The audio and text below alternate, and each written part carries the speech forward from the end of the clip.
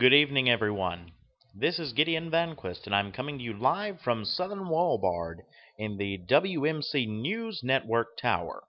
For those of you who may not be a member of the region, the Walbard Union is a friendly region in the nation-states world that seeks to live in peace and harmony with our neighbors.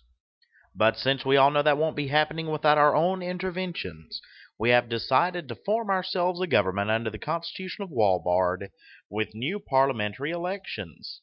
Our segment today will be rather short. First of all, regional weather forecast.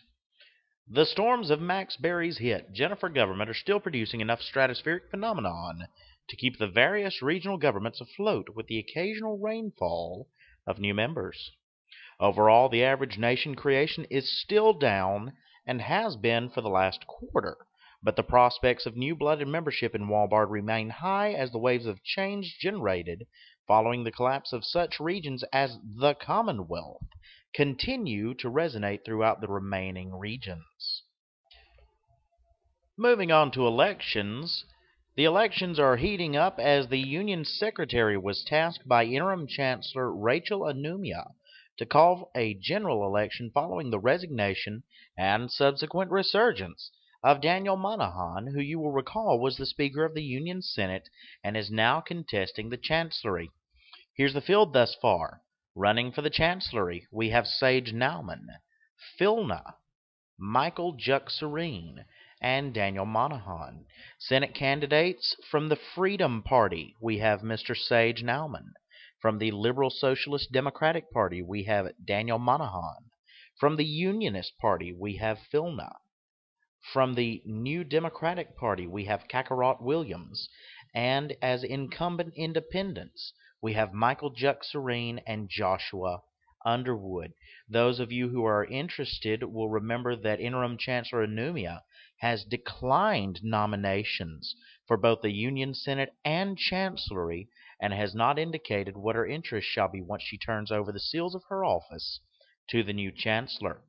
Thus far, there have been relatively few shots in the opening salvo of campaigning, with only minor skirmishes breaking out amongst Monahan and Nauman in the opening phase of the nomination process.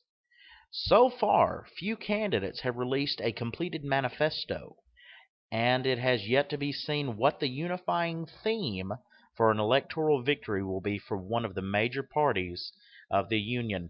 But never let it be said that this electoral season will not be entertaining or interesting. Recent events bring us to discussing the courts as the interim chancellor has nominated Gideon Vanquist Montague, yours truly, to be an associate justice of the Union, as well as Willem van Orange, and already the courts have made a noticeable impact on the region, most recently through Nauman v. Monahan. The basis of the case was that Nauman asserted Monahan violated his constitutional office as Speaker of the Senate by threatening to remove him, Nauman, from the Senate chambers by means of amending his masking to remove the chamber from his access. The presiding justice, Justice Vanquist, found that the case lacked standing, as no law of the region had been broken, and that even threatening action is a form of free speech. So long as no action was taken, no violation of the Constitution exists, and as there are no statutory laws as yet passed by the Union Senate, there could be no laws broken. An interesting precedent to be set and to be learned from, that is quite sure.